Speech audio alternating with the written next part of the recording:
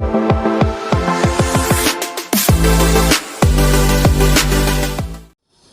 Dear students, आज हम लोग एग्ज़ाम हिंट सीरीज़ का दूसरा एपिसोड करेंगे और इस एपिसोड में हम लोग मुलाकात एक बहुत ही ख़ास मेहमान से करवाएंगे आपका। कल हम लोगों ने एग्ज़ाम हिंट सीरीज़ का जो पहला एपिसोड था वो सलमान सर के साथ किए थे, जो फ़िज़िक्स के ज़बरदस्त टीचर थे। उनसे हम लोगों ने एग्ज़ाम के बारे में, फ़िज़िक्स कैसे पढ़ना चाहिए उसके बारे में हम लोगों ने कुछ हिंट ली थी। आज हम लोग बहुत ही ख़ास मेहमान और इनके बारे में बताता चलूँ कि ये ऑर्गेनिक केमिस्ट्री के एक्सपर्ट माने जाते हैं क्लास 12 तक। ऑर्गेनिक केमिस्ट्री जिसमें आपको सबसे ज़्यादा दिक्कत होती है, ये हमारे सीनियर रहे कॉलेज टाइम में और यानी इंटरमीडिएट स्कूल टाइम में भी हमारे सीनियर थे और कॉलेज टाइम में भी सीनियर थे। और उनका नाम है हमज़ा अनवार सर। ये ऑर्गेनिक केमिस्ट्री के ज़बरदस्त टीचर हैं, कई सालों का इनके पास एक्सपीरियंस है। तो आज हम लोग उनसे पूछते हैं हमज़ा सर से कि हम लोग को जो बच्चे ऑर्गेनिक केमिस्ट्री से ही ज़्यादा क्वेश्चन होगा, क्योंकि ये ऑर्गेनिक केमिस्ट्री के बहुत ही धुरंधर माने जाते हैं। अगर हम लोग धुरंधर वर्ड कहें तो ये भी समझ लीजिए एक छोटा वर्ड है इनके लिए। चलिए मिलते हैं हमज़ा सर से और सर से पूछते हैं कि सर जैसे सबसे पहले बताइए कि मतलब बच्चों को आप एक महीने के वक्त, कम से कम वक्त में बच्चों को किस तरीके से पढ़ना चाहिए ऑर्गेनिक केमिस्ट्री। तो सर से पूछते हैं, सर थोड़ा बताइएगा इसके बारे में। बहुत बहुत धन्यवाद अमर भाई। और कैसे हो सब लोग? और सब ठीक है?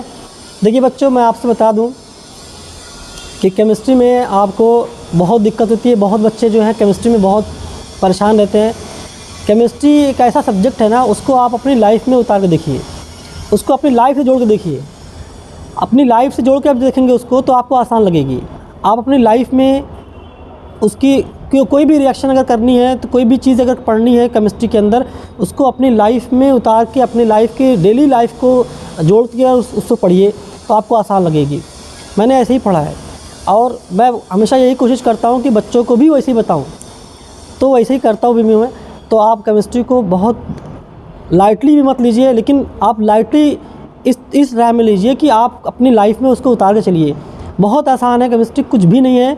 और लेकिन इतना रिएक्शन आ जाती है और ड्रैगन मॉलिक्यूल्स होते हैं उसके अंदर, स्ट्रक्चर ऐसे ऐसे होते हैं कि बच्चे देखकर घबरा जाते हैं कि वो बना नहीं पाएंगे और पढ़ कैसे पाएंगे, ये सोच के वो चीज़ जो है दूर चले जाते हैं। तो सर बच्चों को बड़ी दिक्कत ये सबसे बड़ी जो है कि बच्चों को ऑर्गेनिक केमिस्ट्री पढ़नी कैसे चाहिए, जैसे बेसिक स्टार्ट कहाँ से करना चाहिए? देखिए अमर भाई, केमिस्ट्री में जो है 3 पोर्शन है जी। ऑर्गेनिक है, इनऑर्गेनिक है और फिजिकल है। तो इनऑर्गेनिक और फिजिकल तो चल जाता है, लेकिन ऑर्गेनिक में बच्चे भाग जाते हैं। तो ऑर्गेनिक को आप ऐसा लेकर चलिए जैसे उसके मॉलिक्यूल्स है, उसके फार्मूलाज है और नेमिंग रिएक्शंस है।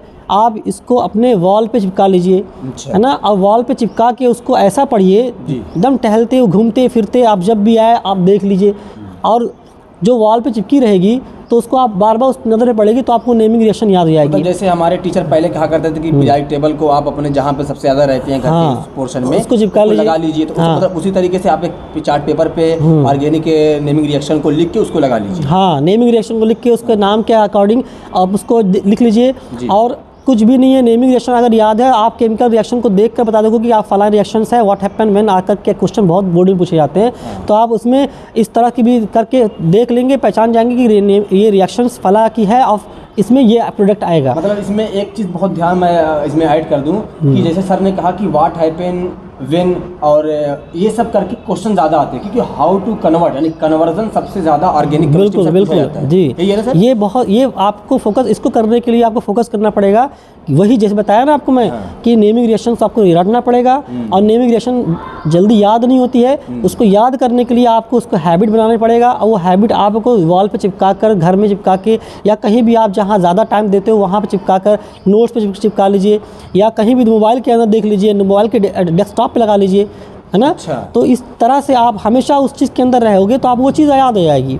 तो आप उसके अंदर जब उसके जो वो है प्रोडक्ट है और उसके प्रोडक्ट को आप याद कर लोगे, रिएक्शन को देखकर तुरंत उसके अंदर जो डायरेक्ट रिएक्शन आप कर लोगे, टाइम वेस्ट आपका नहीं होगा। और बोर्ड में कम वक्त में आपको ज़्यादा लिखना होता है।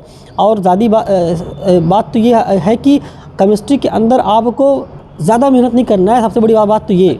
हाँ, केमिस्ट्री को अपनी लाइफ के अंदर उतार के देखिए, लाइफ को उतार के लाइफ के अकॉर्डिंग जिस तरह से इंसानों की लाइफ है, एक किस तरह से पार्टनर रहते हैं, किस तरह से हम और आपकी रिलेशनशिप है, हमारे और आप, इसमें केमिस्ट्री है। अच्छा, केमिस्ट्री इसके अंदर है भाई। अच्छा। क्यों हम लोग, हमारे भी उस्ताद इस तरह से हमको समझाते थे। अच्छा, जो मतलब कि हाँ। जो उस्ताद आपकी कैसे बताते थे? हमारे उस्ताद हमारे केमिस्ट्री को कभी सब्जेक्ट मान के नहीं चले। अच्छा, कभी नहीं। और एक सर हमारे बहुत हिटलर थे, उनकी क्लास आती थी तो हम लोग सोचते थे कि जल्दी से जाए। अच्छा, फिर उनकी मतलब उनका इतना खौफ रहता था। हाँ, लेकिन समझ में नहीं आता था उनको। अच्छा। अब जब उनकी क्लास आती थी, जब दूसरे सर की जब क्लास आती थी, 2 सर पढ़ाते थे आपको? जी, तो वो जब क्लास आती ये थी सर तो इंटर की बात बता रहे हैं? हाँ, इंटर की बात बता रहा हूँ मैं।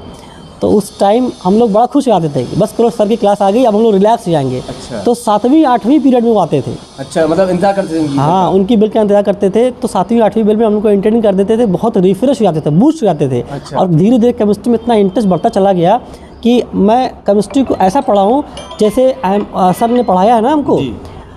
उसके अकॉर्डिंग मैं बच्चों को भी पढ़ाता हूँ। अच्छा सर, जिससे मतलब आप थोड़ा सा बताइएगा अपने बारे में, क्योंकि जो सर हमजा सर हैं, ये बहुत सारे बच्चों के आप सर रोल मॉडल हैं। बहुत सारे बच्चे आपसे सीखते हैं कि कैसे सर ऑर्गेनिक केमिस्ट्री सीखे होंगे, क्योंकि आप ऑर्गेनिक केमिस्ट्री ज़्यादा पढ़ाते हैं। जी। आप पिछले कई सालों से Shibli inter college English medium के टीचर हैं, और सर कंटिन्यू ऑर्गेनिक केमिस्ट्री में इनकी इतनी ज़बरदस्त कमांड है कि ऑर्गेनिक केमिस्ट्री को सबसे ज़्यादा पढ़ाते हैं, और लोग बच्चे चाहते भी हैं कि इनसे ऑर्गेनिक केमिस्ट्री पढ़ें।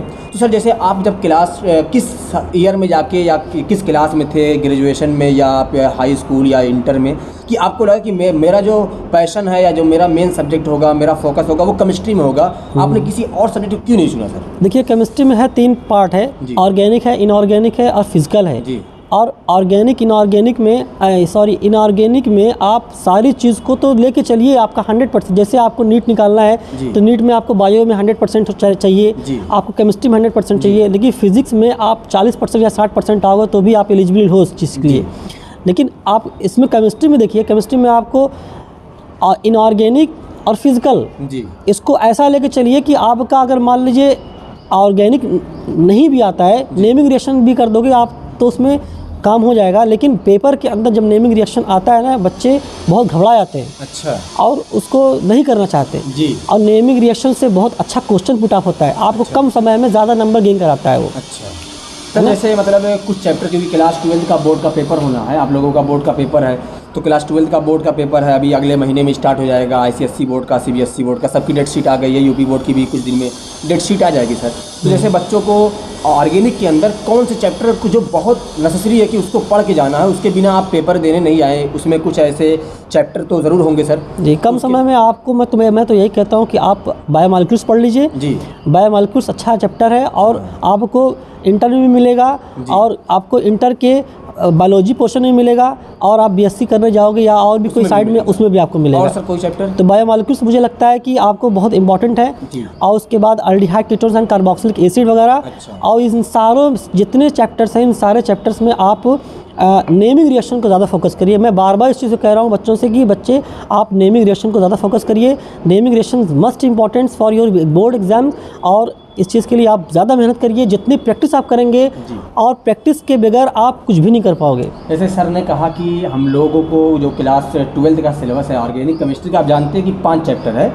एक पहला हाइलोएल्केन हाइलोएरीन, उसके बाद एल्कोहल फिनाल ईथर, उसके बाद हमारे पास है एल्डिहाइड कीटोन कार्बोक्सिलिक एसिड, और लास्ट में सर एमीन है, और उसके बाद बायोमॉलिक्यूल है। तो मतलब सर का कहना है कि बायोमॉलिक्यूल और एल्डिहाइड ये मतलब मोस्ट इंपॉर्टेंट चैप्टर में से, ऑर्गेनिक के 5 चैप्टर में से 2 चैप्टर ही सर है। जी सर, नेमिंग रिएक्शन में भी कुछ हिंट दे सकते हैं सर, जैसे मतलब बच्चों को, ताकि उनको कुछ नेमिंग रिएक्शन जो बहुत ज़्यादा पूछी गई हो बोर्ड में? नेमिंग रिएक्शंस आप 5 साल का पेपर अनसॉल्व उठा लीजिए। हाँ। उसमें जितनी भी नेमिंग रिएक्शन पूछी गई है, आप उस पर ज़्यादा फोकस करिए। हाँ, ये चीज़ सर ने बहुत अच्छी बात कही कि आपको 5 साल का अनसॉल्व पेपर, मैं कहता हूँ कि आप 7 साल का भी मिल जाए तो हाँ, चलेगा। बिल्कुल। मतलब क्योंकि जो बोर्ड का पैटर्न होता है पेपर बनाने का, उसमें ये होता है कि 5 साल से लगभग 40 से 50% सर क्वेश्चन तो आते ही होंगे, मैच कर जाते होंगे। बिल्कुल। अब देखिए, हम लोग ने पेपर बनाया है तो पेपर हम लोग जो है उसी के बेसिस पे बनाया है, ताकि बच्चों का क्वेश्चन उसमें अराइज कर जाए, मतलब उसी में फंसे। हाँ। और इंशाल्लाह फंसेगा भी। अच्छा। और जो है इस तरह से आप उसको पढ़िए कि आपका बोर्ड तैयार हो जाए। अब यही प्री बोर्ड होने वाला है, अब यही प्री बोर्ड बता देगा कि आपको कितना मेहनत करना है, आगे कितनी मेहनत करनी है बोर्ड के लिए। और ये प्री बोर्ड इसलिए कराया जाता है कि ताकि बच्चे अपने आप को एनालाइज कर सके, डिटरमाइन कर सके कि मुझे आगे कितनी मेहनत करनी है, मैं कितना अभी प्रिपेयर हूँ बोर्ड के लिए, कितनी आपको मेहनत एक्स्ट्रा भी और करनी है, आपने कितना अभी तक साल भर में कितना सीखा है, अब आपको लास्ट 1 महीने में क्या करना होगा। जी। कहा जाता है कि लास्ट नाइट फाइट नाइट होती है, तो आपका लास्ट मंथ फाइट नहीं, लास्ट मंथ की स्टडी के लिए हम लोग एक सीरीज़ लेके चल रहे हैं। सर जैसे आपकी केमिस्ट्री कब से अच्छी थी, मतलब आपसे शुरू से ही बहुत ज़बरदस्त केमिस्ट्री थी या ऐसा हुआ? नहीं, केमिस्ट्री मेरी बहुत वीक थी। अच्छा। सर मेरी केमिस्ट्री इतनी वीक थी कि मैं केमिस्ट्री का सब्जेक्ट की जो बुक खरीदने जाता था, जी जी, तो मैं केमिस्ट्री के बुक्स को एकदम लास्ट में खरीदता था। अच्छा। पैसा नहीं रहता था मेरे पास। अच्छा। तो मैं बायोलॉजी खरीदता था, इंग्लिश हिंदी है, ये सब खरीद के काम चलाता था। अच्छा। लेकिन जब टीचर्स मेरे आते थे तो बुक खोजते थे, तो बुक नहीं मिलती तो मजबूरन मैं उसको ले लेता था। अच्छा, मतलब लेकिन जब वो सर मेरे लाइफ में आए, अच्छा, और मेरे कॉलेज, सर नाम बता सकते हैं? सर का नाम है, उनका नाम है पंकज सर। अच्छा। और पीके तिवारी सर। अच्छा। और सर आप कहाँ से इंटर किए हैं? मैं चिल्ड्रन कॉलेज से इंटर किया हूँ। अच्छा। चिल्ड्रन कॉलेज यूपी बोर्ड हरबंसपुर से। अच्छा। मैंने वहाँ से इंग्लिश मीडियम माध्यम से पढ़ा है। अच्छा। तो वो सर मेरे लाइफ में जब आए तो मुझे इंटरेस्ट आने लगा। अच्छा। केमिस्ट्री में वाकई इंटरेस्ट आने लगा। सर एग्जाम्पल उनका जो समझाने का टेक्निक रही हो बच्चों को थोड़ा सा? वो ज़्यादातर पार्टनर को लेके जो है बहुत ज़्यादा केमिस्ट्री पढ़ाते थे। लाइफ पार्टनर को लेके? हाँ, लाइफ पार्टनर को लेके केमिस्ट्री पढ़ाते थे। केमिस्ट्री में किस टॉपिक से रिलेट करते थे? बिल्कुल, और वो चीज़ बड़ा तेज समझ में आती थी। अच्छा। जब उसको आप याद करोगे, उस टॉपिक को जब घर पे रिवाइज करोगे तो टॉपिक समझ में नहीं आएगी, लेकिन जब फार्मूला सर का लगाओगे तो वो चीज़ तुम्हारे दिमाग में बैठ जाएगी। टाइम का जो एज रहती है वो उसी में आसपास घूमती रहती है बच्चों का, क्योंकि वो एज ही ऐसी होती है। ज़्यादातर बच्चे उसी में दिमाग लगाते थे। लेकिन जब उस चीज़, अब ये नहीं कि आप कोई सर ऐसे मिल गए आपको ऐसे ऐसे एग्जाम्पल देने लगे तो आप उस चीज़ को ज़्यादा फोकस कर रहे हो, और उस चीज़ के फोकस करने के बाद उधर से आप जो है अपना निकल गए, ट्रैक चेंज कर दिए। तो ये चीज़ आपके लिए बहुत ड्रॉबैक है, आप ऐसा मत करिएगा। डिपेंड करता है आप पे कि आप उस चीज़ को माइंड में कैसे लेते हो। जी। माइंड में आप उस चीज़ को कैसे लेते हो, सर की बताई हुई बात को किस वे में लेते हो, ये ज़्यादा मायने करता है आपके लिए। अगर आप जो है, सर ने एक एग्जाम्पल दे दिया, आजकल के बच्चे बहुत ज़्यादा जानते ही आप, तो उनको अगर ऐसा एग्जाम्पल दे दिया जाए तो केमिस्ट्री छोड़ के बाकी किसी और सब बात अट्रैक्शन नहीं आती है। तो मैं बहुत कम रिस्क लेता हूँ ऐसे। अब माहौल देखता हूँ बच्चे उस लायक के हैं तभी मैं ऐसा एग्जाम्पल देता हूँ। अच्छा। जी। मतलब आपको उनकी बातें अभी तक याद है? हाँ, मुझे उनकी बात याद रहती है, और बहुत मतलब इंटरेस्ट से पढ़ाते थे, बहुत अच्छे से पढ़ाते थे। और केपी यादव सर हमारे बहुत अजीज सर है, केपी यादव सर जी, वो भी मुझे बहुत अच्छे से पढ़ाए हैं। उनकी केमिस्ट्री में पढ़ा हूँ। उन्होंने कहा कि हमारी केमिस्ट्री इतनी वीक थी कि वो बुक नहीं लेते थे। आप लोग तो बुक कम से कम ले लेते हैं स्टार्टिंग में ही। अरे जो उनकी केमिस्ट्री इतनी कम वीक थी, उसके बाद अचानक उन्होंने इतनी खूब मेहनत की। सर आप कितना घंटा बोर्ड के लिए, तो आप अपना बताइए कि आप जब क्लास 2 हमारे तो कितने वक्त लेते थे पढ़ने जी? जब हमारा बोर्ड आया था हाई स्कूल में तो अल्हम्दुलिल्लाह मेरा अच्छा परसेंटेज था, और मुझे मोटिवेट करने के लिए मेरे भाई, हमारे उस्ताद आते थे, तो वो पढ़ाने से पहले मोटिवेट करते थे। और हमारे भाईजान हमको बहुत मोटिवेट किए हैं, हमारे अब्बू मुझे बहुत मोटिवेट किए हैं। अच्छा। तो उन्हीं के लोग के मोटिवेशन की वजह से मैं अपने इंटर के परसेंटेज को फोकस करता था कि मुझे इतना परसेंटेज लेकर आना है, ताकि मैं आगे जो है किसी को अपनी मार्कशीट दिखा सकूं। अच्छा। और मेरे जो है घर के बगल में कोई मेरा कज़िन रहता है, तो उसका परसेंटेज बहुत अच्छा था। तो उससे मुझे मोटिवेशन मिला, एक प्रेशर भी बना होगा हाँ, ऊपर कि मुझको इससे अच्छा लगा होगा, वरना घर के लोग भी मुझे प्रेशर करते थे कि तुम पढ़ते हो, देखो वो लड़का वो कितना पढ़ता है, नहीं पढ़ते। उसके पास कुछ भी प्रोवाइड नहीं है, ना पेंसिल है, ना कॉपी है, ना किताब है, ना बैग है, ना जूता है। उसके पास, आपके पास सब कुछ है, मैं बाइक आपको जो है दे दूँ तो भी आप नहीं पढ़ोगे। तो ये सारी चीज़ को मेरे घर वाले मुझको प्रेशर करते थे। तो इस चीज़ को मैं अपने लाइफ को जब सही में देखा, वाकई देखा, जूम करके जब अपनी लाइफ को देखा, तो वाकई मैं बहुत अंधेरे में था उस टाइम। सर आप उस टाइम कितने आवर तक पढ़ते रहे होंगे, कुछ आइडिया आपको याद होगा? मैं कम से कम उस टाइम 18 घंटा देता ही था। 16 से 18 घंटा आप उस वक्त देते थे जब अब 2012-13 में हाई स्कूल जी, जब मेरा एग्ज़ाम करीब आ गया था, तब मैंने और अच्छे से जो है 18 घंटा देना स्टार्ट कर दिया। एकदम मैं ना दोस्तों से दोस्ती करता था, और ना पढ़ाई का, मतलब पढ़ाई में सिर्फ और सिर्फ दिमाग में मेरा पढ़ाई में ही लगा रहता था। और जिसको मेरे घर वाले मेरे पास खाना खुद लेके आते थे। अच्छा। कि आप खाना खा लो, मतलब कुछ भी अच्छा लगता था। उसी में पढ़ते रहते थे कि मतलब ये सब नहीं कि मतलब खाना कब खाना है, घर वाले ही लेके आए। मतलब सर हम जो है आप इतनी मेहनत किए। अब तो ज़माना, क्योंकि पहले के ज़माने में यानी 2012-13 का वक्त बहुत पुराना वक्त है, उस ज़माने में पढ़ाई का भी उतना उरूज नहीं आया था। ये तो वो डिपेंड करता है, देखिए सर, देखिए वो डिपेंड करता है ना, अगर आप के अंदर वो चीज़ मेच्योरिटी पहले से आ जा रही है जी, आप पढ़ाई को महत्व दे रहे हो, ज़िंदगी में अपनी पढ़ाई को महत्व दे रहे हो, तो आपके अंदर वो चीज़ सबसे पहले आ जाएगी जी। आपको कुछ नहीं अच्छा लगेगा। मैं दोस्त बहुत कम बनाया हूँ, मेरे एक ही दो दोस्त हैं, बहुत मुझे मोटिवेट करते थे, वो भी मुझसे, वहाँ से मुझे मोटिवेशन मिलता था। और मैं उनको जो है कम वक्त देता था और ज़्यादा वक्त मैंने अपनी पढ़ाई को दिया है।